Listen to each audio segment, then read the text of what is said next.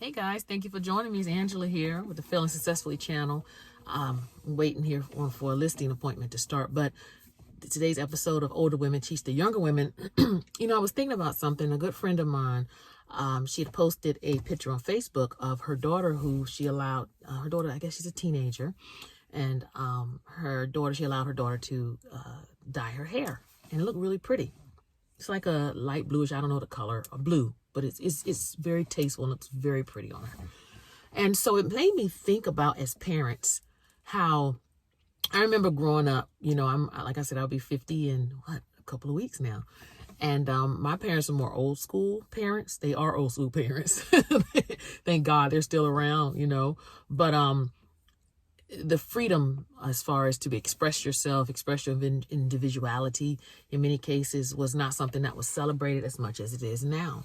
And so I wanted to talk to you younger women about allowing your children, the benefit of not allowing your children just to have carte blanche and to just run roughshod throughout life, but allowing them the freedom to express themselves, but still learn to be respectful. And that has been the challenge for me, to have the balance, because many times, I remember how I felt like when I was younger, just not being able to really express myself. I mean, we could. It wasn't as bad, especially with my mom, because my mother was more of the laid back, individual, whereas my dad was more stern.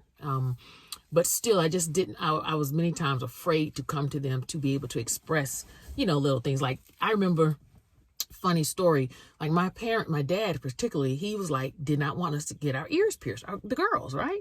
And I was like, please, I'm not walking around here wearing no clip-ons. I'm 16, so I went and got my first hole at 16. And I just came home with earrings, right? And I think my parents, especially my mom, they handled it so good, because instead of getting mad at anything, I remember like maybe one Christmas after that, or at whatever, my mom and them bought me some gold earrings. Like, they could have been like, no, you're going to take that out and blah, blah, blah. But they didn't even do that, And then, so I was like, okay, cool. So when I turned 18, I got the second hole. And again, at that point, they didn't say anything. And I think, too, they just knew Angela was probably partially crazy anyway. So Angela going to do whatever Angela going to do. But I'm not saying, let your kids come home with, nose piercings all over themselves when they're 8. But what I'm saying is just giving your children the freedom to express themselves. I remember years from being in the education field after I left working in politics.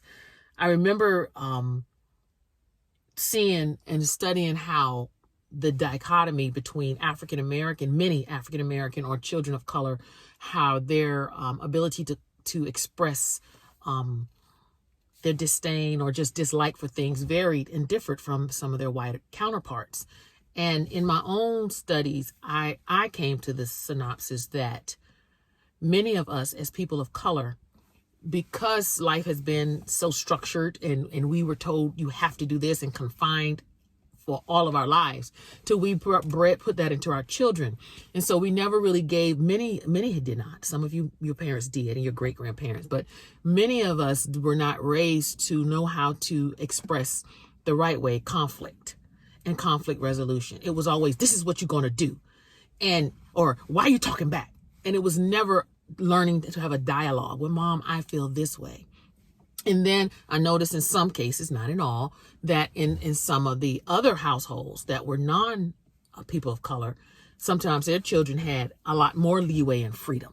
So it's almost as if when my husband and I became parents, especially for myself, because my husband is a little bit older than me, I wanted to incorporate both old school and new school parenting, because I saw the detriment of being too strict and not allowing your children to just express who they were. And then I saw also on the other end the detriment of letting them just be so free with it. Like, I hate you, mom. I hate you. You're an effing bee and all this, I'm like, yo, take it easy.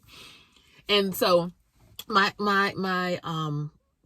just suggestions to you younger women with as an older woman, and I'm not old, but I'm older, is to first pray for wisdom. Because you can't parent every child the same. You just can't, because their needs, their love language, their wants, how they are, their purpose is going to vary and it's going to be different.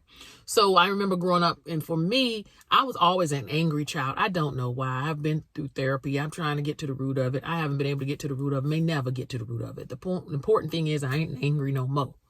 But don't piss me off. You mess with my children, that'll piss me the hell off. But anyway, so the way my parents had to deal with me, and my dad learned this, I guess just through trial and error. Instead of spanking and getting on me, he just to love me and hold me would like settle me down, and then some of you all might have children like that who have bursts of anger and you're like beating them and stuff like that. And you're really going to have to seek out ways to deal with your child. You cannot, all this so quick to beat, it bothers me on many levels. And I'm not saying don't spank your child, but what I'm saying is use wisdom and really seek out and get to the root of maybe why this child is acting out. Is it you? Is it something, is it emotional? Is it mental? Is it nutritional? What are they putting in their bodies? Another thing I wanted to say to you all is, I remember, and this is why being able to let your child express their individuality and just express themselves. My daughter, she's 12. She said, Mom, when I get 14 or 15, how would you feel if I dyed my hair? Or what if when I went away to college, I got a nose ring? And I was like, well, honey, first of all, if you're 14 or 15 and your grades are good, if you want to get some little highlights, pink in your hair, have at it. You know what I'm saying? I don't care. If that's the worst thing you do in life is put pink in your hair, have at it. And then, she was like, really, Mom? I was like, yeah. She was like, well, what if I went away to college and I had a nose piercing? I said, well, you have to think about it now. What is your major? What do you think about getting into? Are you going to be going on interviews where that nose ring could count against you getting the job? Or are you going to create your own career and you're not going to need, think about it. And if at the end of the day, if you're like one of those artsy people and you want to have that, and have at it. You understand what I'm saying? Now, again, I told her everything in moderation. I said, I'm not expecting you to come home with piercings all up and down your face. But my point is, she was just so like, oh, okay, Mom. You wouldn't be mad? I was like, no, why should I? I said, but again, I'm going to raise you with certain values where certain things you're just not going to want to do anyway. And so that's what I wanted. And another great example is my mom. When I was younger, all my life, I've loved hair, like braiding it. I don't care if it was short or long. I just loved braiding hair, playing in hair.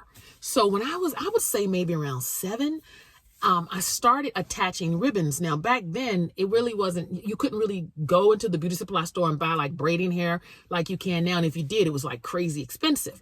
So I would get ribbons. And back then, girls wore ribbons. Yes, girls were girls back then. They weren't trying to grow up so fast and be grown. But, and we had like, the ribbons were yarn type of ribbons.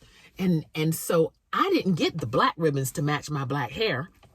I would get like yellow, orange, and green and red. And what I would do, I would get my little short ponytail, put a little rubber band around my little ponytail, plait up my hair, and then attach the ribbon and let it hang down. And I had it all throughout my hair. And my mom, she never once said, girl, get that stuff out your hair. You look crazy. She just, I don't know why she didn't. To this day, I'm like, Mom, thank you. Because who knew that years later, that was like one of my gifts. Like I'm able to weave my hair. You know what I'm saying? I weave and, I braid my kids' hair. It's been ways where I've been able to make money on the side, doing other people's hair.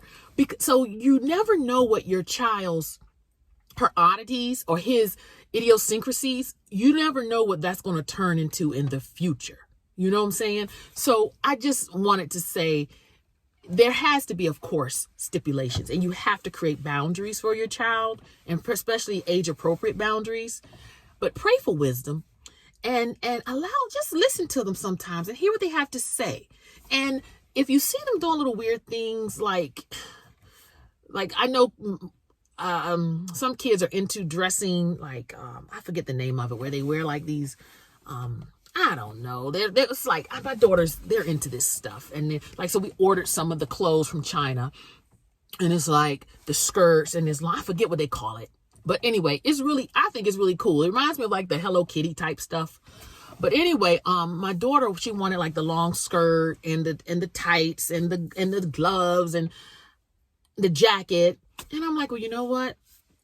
Let's just get it. She was like, Mom, you don't think I would look, do you think that's strange that I like that stuff? I was like, no. Mommy walked around at 8 with ribbons in her hair, green long ribbons.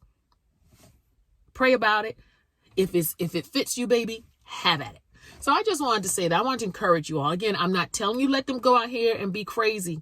I'm not telling you let them go out here and do something that's against your spirit, where you know when it's within a perimeter. If you hear and have a relationship with the good Lord, you know when something's don't sit right with you. They be like, well, Mom, can I wear these Daisy Dukes? And you're like, no, boo, you're 7.